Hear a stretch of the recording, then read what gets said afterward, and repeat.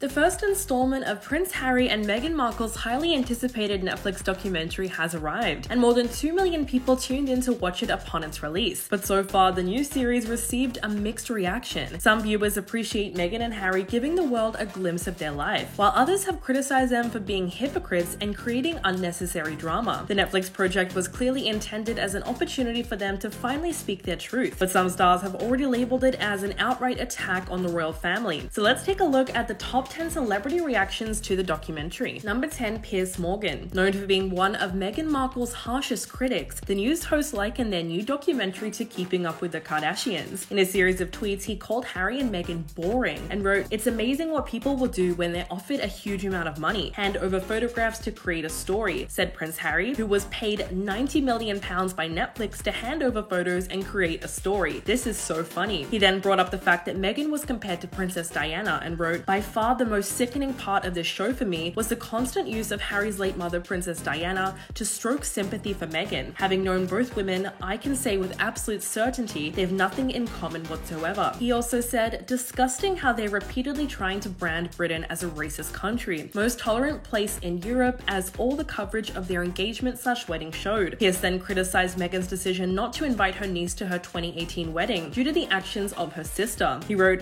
"Markle explaining why she uninvited her distraught niece to her wedding is hilarious. Ms. Compassion literally binned off her own family for the likes of George Clooney, Oprah, and David Beckham." So all in all, there's no doubt that Pierce continues to have an extremely negative view of the Sussexes, and clearly their new docuseries did not win him over whatsoever. Number 9, Holly Willoughby. Speaking about the Sussexes on This Morning Today show, Holly seemed to have very mixed feelings about their new Netflix project. On one hand, she defended them, saying, "What I got from the documentary was that their private life was stepping away from royal duty, but it's not private in the way that we see it, and maybe that's where the confusion comes from. It's the first time I understood, oh, that's what you mean by private life. It's the opposite of public royal duties." But there was one part of the documentary that Holly really took issue with. She disagreed with Meghan's claim that the royal family is overly formal even behind closed doors. She said, "To suggest somebody is a bit cold is a really horrible thing to try and brush away. We don't know Kate, but from what we see of her, the way somebody is with their own children, I think you get a pretty good idea." What she was reacting to was the way that Meghan said that she wore ripped jeans and was barefoot when Prince William and Kate came over for dinner, and how surprised she was by their formalities because she called herself a hugger. Holly then replied saying, "I think suggesting that anyone within the royal family isn't a hugger, I don't believe that.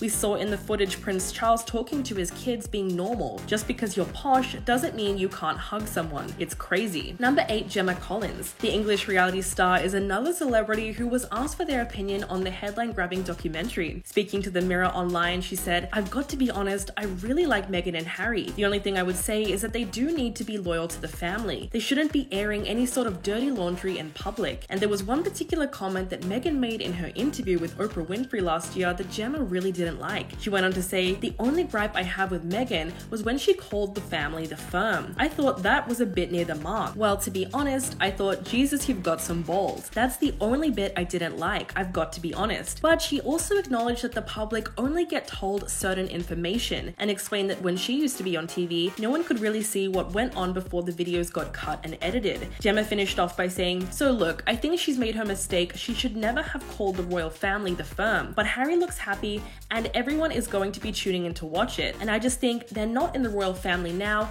Let them get on with it." Number 7, Megyn Kelly. The former Fox News presenter appeared on GB News to discuss the dishonest narrative presented in the couple's new docuseries. She blasted Meghan Markle for her apparent history of lies and said that the royals tend to overstate adoration towards her. Kelly reacted to the misleading paparazzi photos in the trailer and said, "I realize that Netflix or the director would have put together the trailer, but Meghan and Harry approved it," insinuating that they should have seen those pictures beforehand and understood that they were being misused. Kelly also brought up certain things that Meghan Markle has said in the past, saying, "Look at how she lied about the cast of The Lion King, who allegedly said that when she married Harry, they celebrated in South Africa like they did when Mandela was freed. The lie that baby Archie was almost killed in a fire, that was a lie too. Or look like she's more adored than she actually is." Overall, she believed that Meghan Markle has a tendency to play the victim. Quote, "I have never taken a photo of myself crying and certainly never released it to the public, saying, please feel sorry for me. They want people to feel sorry for them, which is the most unattractive piece of this couple." Number 6, Nicola Thorpe. The former Coronation Nation street star went to bat for Meghan Markle when she shared her thoughts before and during watching the documentary. Before it aired, she tweeted, "In light of tomorrow's documentary release, just ask yourself where the negative press on Prince William has been all these years. #Harry and Meghan." After watching the docuseries, she defended the Duchess and wrote,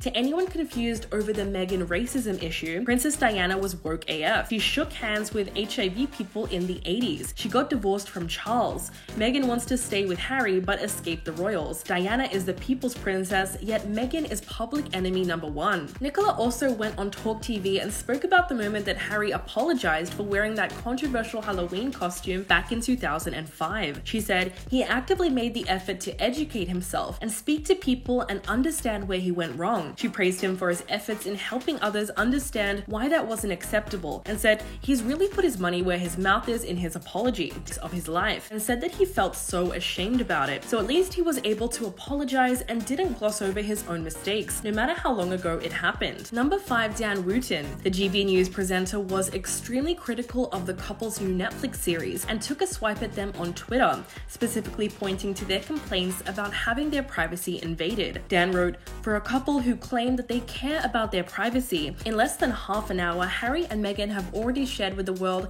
their private text message exchanges, private photos from their dates, private video diaries, and private clips of their son." He also pointed out the hypocrisy that Harry was using clips of Princess Diana's infamous Panorama interview that William has tried so hard to get banned. And at one point in the documentary, Harry even admits his mother was deceived into giving the interview, but said that she spoke the truth of her experience. The news host also brought up the moment that Harry said, "Meghan sacrificed everything she ever knew to join me in my world, and then pretty soon after that, I ended up sacrificing everything that I know to join her in her world." Dan thought this sounded like they had both joined a cult, and that sacrifice involved cutting out all sense of criticism and anyone who disagreed with them, especially including family members who would challenge them, so that they became isolated and they only had each other to turn to. Number 4, Tamsin Outhwaite. The former EastEnders actress was admittedly in tears as she addressed the Duke and the Duchess of Sussex. Tamsin said that she was moved by the first episodes of the couple's explosive Netflix documentary, and she tweeted, "Well, I am watching that new Netflix doc #Harry and Meghan Netflix, and I am actually in tears. I know it's their side of the story, but I believe them and adore them." During one part of the interview, Prince Harry mentioned his mother and said, "The pain and suffering of women marrying into this institution, this feeding frenzy. I was terrified. I didn't want history to repeat itself." Tamsin reacted to this moment and said, "I think Diana would have been proud of them." Singer Chelsea Grimes also chimed in and said, "No one can imagine living that life. Everyone is moaning, saying the clips of Paps following them aren't real. Like that doesn't happen to them, WTF. Some people just want to pick them apart,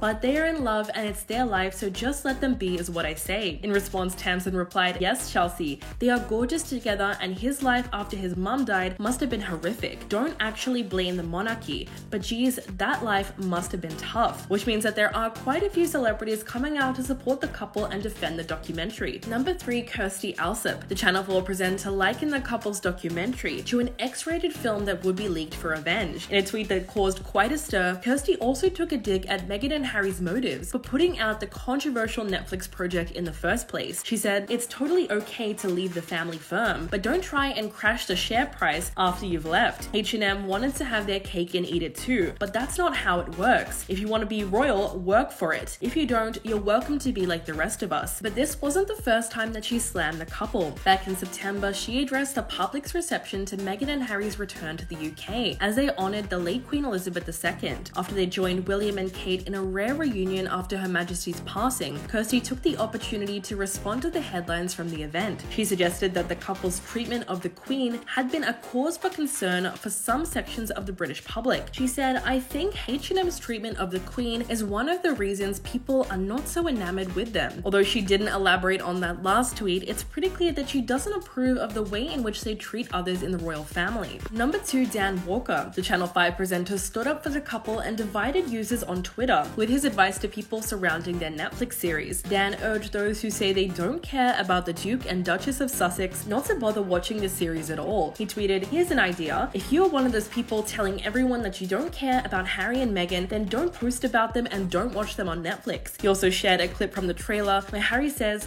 "There's a hierarchy of the family. You know, there's leaking, but there's also planting of stories. It's a dirty game." And he captioned that video with the words "both barrels," praising the couple for standing up to the royal family with everything that they've got. So Dan obviously feels that the couple is entitled to tell their story from their own perspective, and those people that take issue with that should simply not watch. But of course, after his tweet went viral, then came the responses. One user wrote, "I know the news and papers are going to be full of it, so now I'm watching it to form my own opinion. 10 minutes in and I'm laughing at them. So over the top, dramatic, and staged like a Hollywood blockbuster." So obviously the internet is still very divided. Coming in at number 1, Nigel Farage. The former UKIP leader has accused Netflix's new documentary Harry and Meghan of implying that those who voted for Brexit were racist. What he's referring to is the fact that part of the series focused on the issue of racism within the monarchy and Britain itself. At one point, Prince Harry claimed that the negative press coverage about Meghan had a race element, and that articles in the press had racist undertones. He also said the EU commissioned a report in 2016, exactly the same time that our relationship became public. It warned that if the government wasn't going to do something, or if the media aren't going to sort themselves out, that a culture war that already existed